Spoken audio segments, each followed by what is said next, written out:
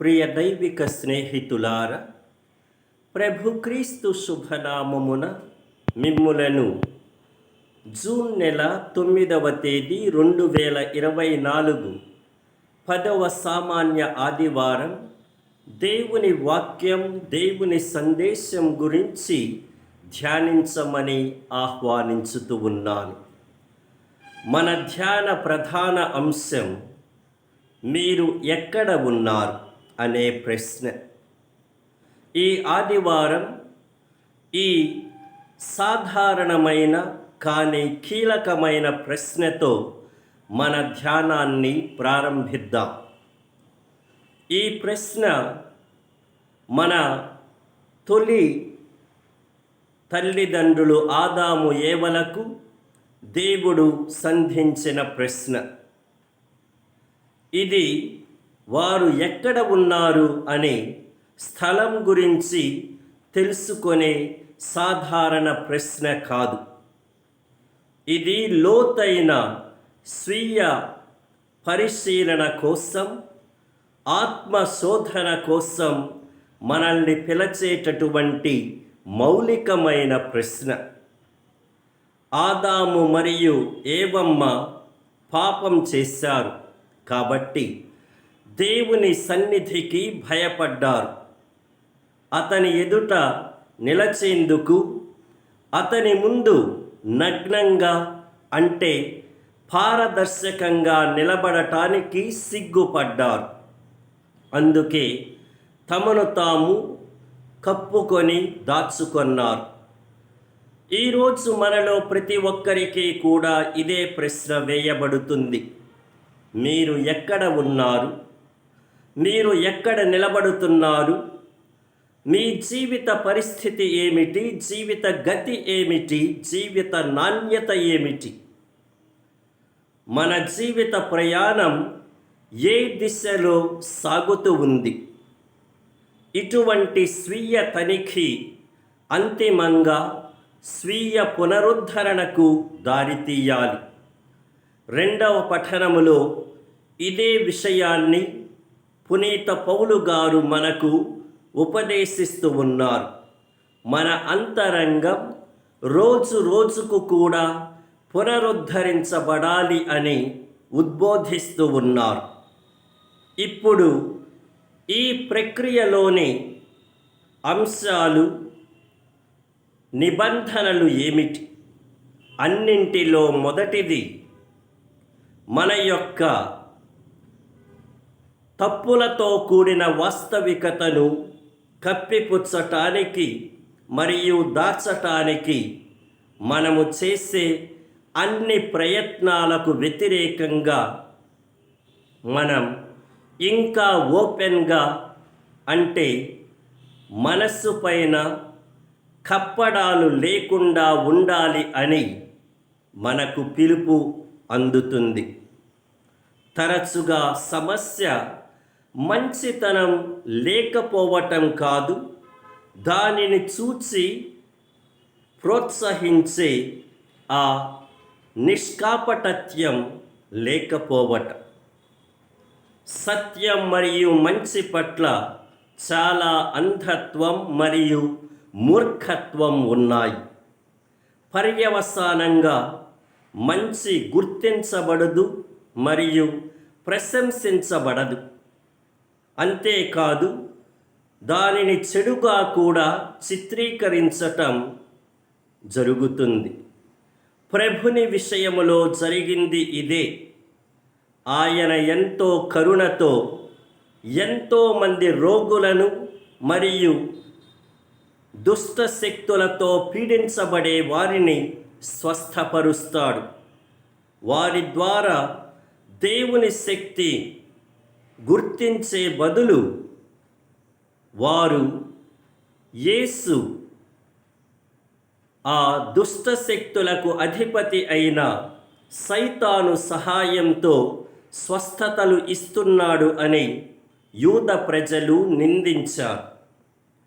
అసూయతో మొండిగా తమ యొక్క హృదయ ద్వారాలను మూసివేసుకున్నారు. తత్ఫలితంగా వారు తమ చుట్టూ జరుగుతూ ఉన్న మంచిని అంగీకరించరు, అభినందించరు.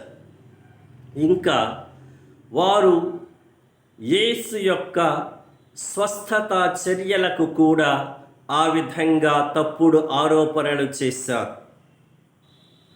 చెడు నుంచి మంచి రాదు అని యేసు చాలా స్పష్టంగా చెప్పాడు. చెడుతనం, విభజన, బలహీనత, ఆధ్యాత్మిక అంధత్వం ఇటువంటివి అన్నీ కూడా సైతాను యొక్క పనులే తప్ప మరొకటి కాదు. కొన్ని సమయాలలో చెడు అనేది మంచి ముసుగులో తనను తాను ప్రచారం చేసుకొనవచ్చు. కానీ దాని అంతిమ ఫలితం హాని మరియు విధ్వంసం మాత్రమే. యేసుని యొక్క పవిత్రత మరియు మంచితనం, ఆయన శక్తి అంతా దేవుని నుండి మాత్రమే వస్తుంది అని ప్రజలు చూడలేకపోవటం నిజంగా ఎంతో మూర్ఖత్వం. సువార్తలో సైతానే ఆ చెప్పబడిన బలమైన వ్యక్తి. కొంతకాలం అతను పూర్తిగా ఆయుధాలు కలిగి శక్తివంతుడై ఉంటాడు. అన్నింటిపైన తాను పెత్తనం చలాయిస్తాడు. కానీ అత్యంత బలవంతుడైన యేసు ఎప్పుడైతే రంగంలోనికి ప్రవేశిస్తాడో ఇక ఆ చెడ్డవాడు, ఆ దుష్ట సైతాను తన యొక్క ఆ పట్టుని కోల్పోక తప్పదు. దేవుని శక్తి ఆ దుష్టినిపై దాడి చేసి జయిస్తుంది. అందుకే మనం పదే పదే గ్రహించాలి, అవగాహన చేసుకొనాలి. మన స్వంత మానవ శక్తి సామర్థ్యాలతో మనం ఆ బలమైన దుష్ట శక్తిని ఎదిరించలేము, పోరాడలేము, జయించలేము. మనం బలహీనులము అని, విఫలం కావటానికి, వినాశనం చెందటానికి ఎన్నో అవకాశాలు ఉన్నాయి అని మనం తెలుసుకొనాలి. అందుకే దేవుని పైన దీనతతో సంపూర్ణంగా ఆధారపడాలి. దేవుని బలంతో మాత్రమే మనం దుష్టునికి వ్యతిరేకంగా నిలబడగలం. కాబట్టి పూర్తిగా వినయపూర్వకమైన విధేయత, సమర్పణ భావం ఎంతో అవసరం. ఈ విధంగా దేవునికి ఎప్పుడైతే మనం సమర్పణం అవుతామో నిరంతరం దేవుని యొక్క ఆ ఏకైక ఆత్మీయ కుటుంబానికి చెందిన వారిగా మారుతాం. ఇదే ఎంతో ముఖ్యమైన నిబంధన. అంటే మన యొక్క సహజ మానవ రక్త సంబంధాలను మించి దేవుని యొక్క చిత్తం నెరవేర్చటమే మన యొక్క క్రొత్త ఆత్మీయ ఆధ్యాత్మిక కుటుంబానికి ఆయువు పట్టుగా ఒక గొప్పదైన నియమంగా, ప్రమాణంగా నిలవాలి.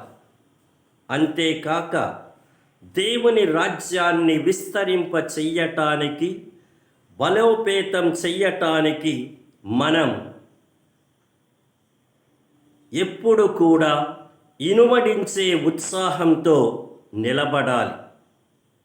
ఇది ఒక విధంగా మనం దేవుని కోసం పిచ్చివారిగా, అంటే అంత తీవ్రమైన తపనతో మనం ఉండాలి అని సూచిస్తుంది.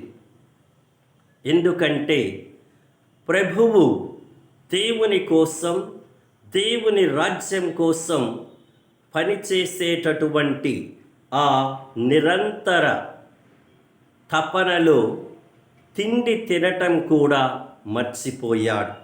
అందుకే తనను పిచ్చివానిగా భావించారు.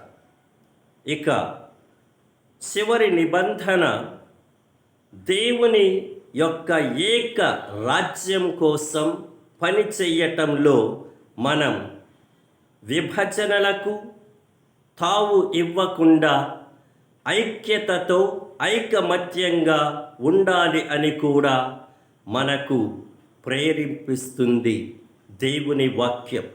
ఎందుకంటే ఎక్కడైతే విభజన ఉంటుందో, ఎక్కడైతే అనైక్యత రాజ్యం చేస్తుందో అక్కడ దేవుని యొక్క రాజ్యానికి గొడ్డలి పెట్టుగా, సైతానుకు ఆయువు పట్టుగా సహకారంగా నిలుస్తుంది అని మనం గ్రహించాలి.